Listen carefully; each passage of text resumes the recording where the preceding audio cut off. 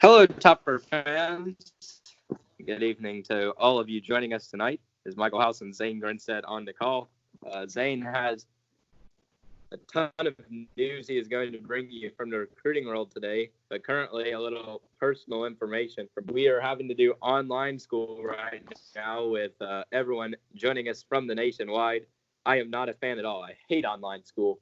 But the good thing about it is I can go outside and ride my bike for the rest of the day if I want to. How do you feel about the online school, Zane?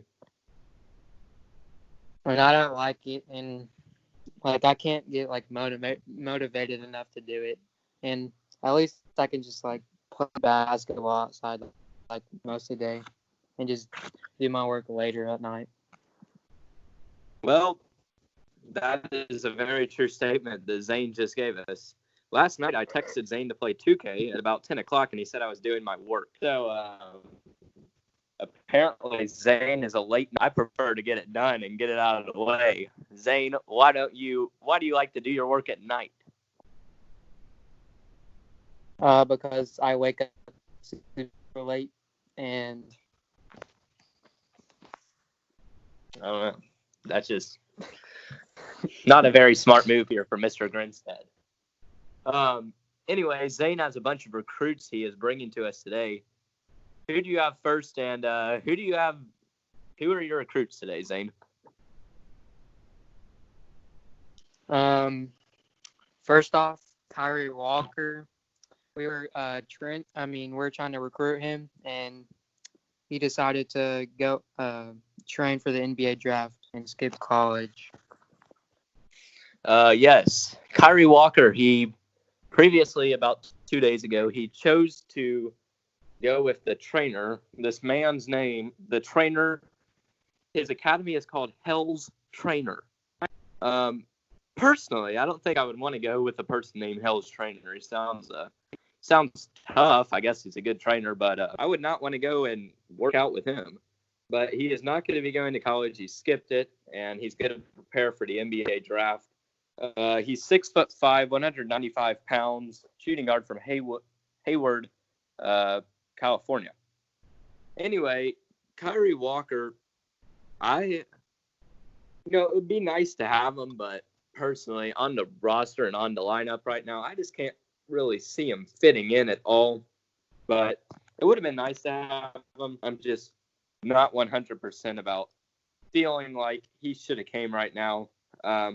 He's going big, though, and skipping college. He is one of the top high school prospects in the class of 2020. He was in the top 100. You've probably seen him before playing against you remember who he used to play for, what that guy's name was? He was always on overtime playing against him. I don't remember. I can't remember his name. He was really good, but I haven't heard about him lately. Anyway, he was a 5-star, Kyrie was, and he will be training for the 2021 draft, so no longer on the board for the Hilltoppers. Who do we have next, Zane? And also, Mississippi State 4-star transfer Elias King is committing to MTSU. Yes, this is a big-time recruit that the Blue Raiders are getting. He appeared in 6 games for Mississippi State as a freshman, and he saw 21 minutes of court time. He only averaged 1.7 points, 0.3 rebounds, and 0.2 assists. Not great stats for Mr. King, but he was a 4-star coming out of high school, and Mississippi State's a pretty big program, so he probably had to seat a bench a little bit for them.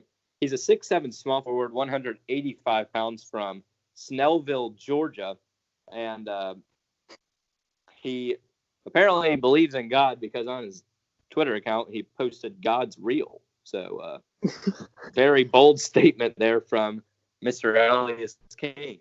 I would think that God's real means he believes in God. Is that what you were thinking here, Zane? Yep.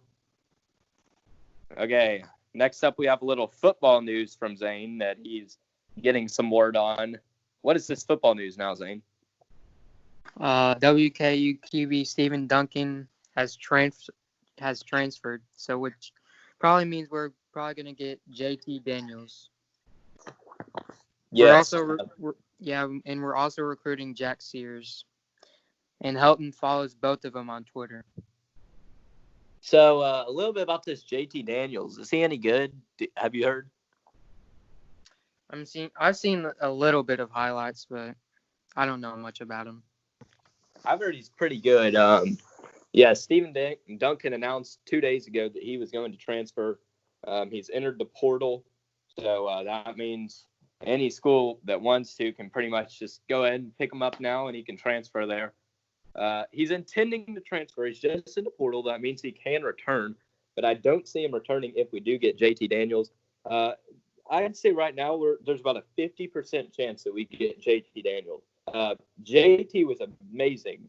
I mean, amazing coming out of high school. He's a 5-star, number 3 player in the nation, and he was one of the top quarterbacks as well. Against Marshall last year, though, Stephen Duncan completed 14 passes.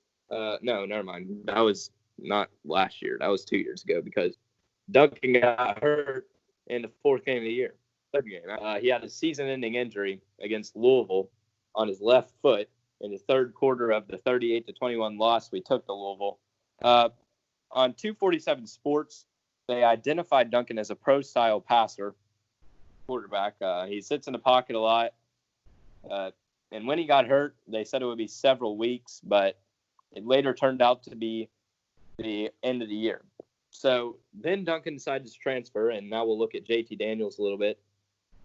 There's a lot of good things about him, and he threw a lot of interceptions last year, but he threw more touchdowns. He had 14 touchdowns, 10 interceptions. And Washington's trying to get him as well. That would be a good fit for him, I think. Several destinations still could occur for him, but JT is a 6'2", 205-pound pro-style quarterback from Santa Ana, California. He was number 10 for USC, and he was born on February 2nd, 2000. And Jack Sears is finally who we're going to look at. He's also 6'3", 190 pounds. So Jack Sears actually has an inch on him. But I would he was the number 3 quarterback as a redshirt freshman in 2018 for USC. JT is a lot better. I would much rather have JT. Don't you think, Zane? Yeah. So we have one more player to report on.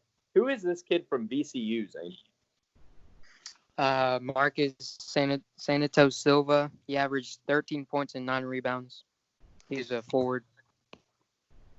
Yes. This just came out today from Let's Go Tops 11. Actually, they changed their name to WKU Basketballer 1 on Twitter.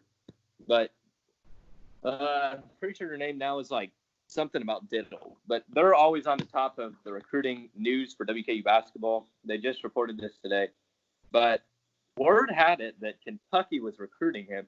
The Kentucky Sports Radio, or KSR, if you listen to that on the radio in the mornings, if you're a Kentucky fan and a Western fan, aka a fake fan, they reported that Marcus Santos Silva has not heard anything from Kentucky. They have not reached out to him at all. Miami has reached out. He has a ton of offers. He said Monday that he's doing what he thinks is best and that the decision has nothing to do with the team or his coaches. So he's just going on what he wants to do, which is pretty selfish, I think. Not wanting to do what the team wants to do, but what's best for him. I mean, it could help him for his NBA, I get that, but very selfish statement to make right there. Terrence Clark from Kentucky, he wants Marcus Santos Silva to go to Lexington. Now, is Terrence, he's going to be a freshman for, am I right that he's going to be a freshman for Kentucky this year, right? Yeah. Okay. So, yes. So, Marcus Santos Silva, he actually averaged, what did you say, 12 points? 12.8? I thought it was 14. 14, okay, and 9 rebounds, right? Yeah. Okay, so he started in 64 games last year, or the last 2 years for VCU. combined. This man looks kind of funny. He's built different, kind of like Zane. But anyway, I think he'd be a real good fit. But that quote that I just read kind of pushed me away from him a little bit. I don't like that quote at all. But anyway, NCAA basketball is looking good for the Toppers this year. Where do you think we'll end up in the tournament next year, Zane, from what we know right now on the recruiting? Like what seed or like how far we'll go? Like how far we'll go. I mean, we have to make it first, but I could see Sweet 16. Yeah, probably. If the roster maybe round of transforms 2 good enough. or round of 32 or whatever. I mean, I was thinking national championship, but okay, Zane, just say round of 32. Anyway, that's the recruiting news that we have for you today. If you're not already, go follow the Twitter account and Hilltopper Red, which is me on Twitter. Zane is Twitterless, so you can't follow him. But we're working on that. Anyway, that's it for today and the recruiting coverage in the Hilltopper Hooligans podcast. There's been budget cuts, so that stinks, but here's the recruiting, and we're doing the best we can right now. So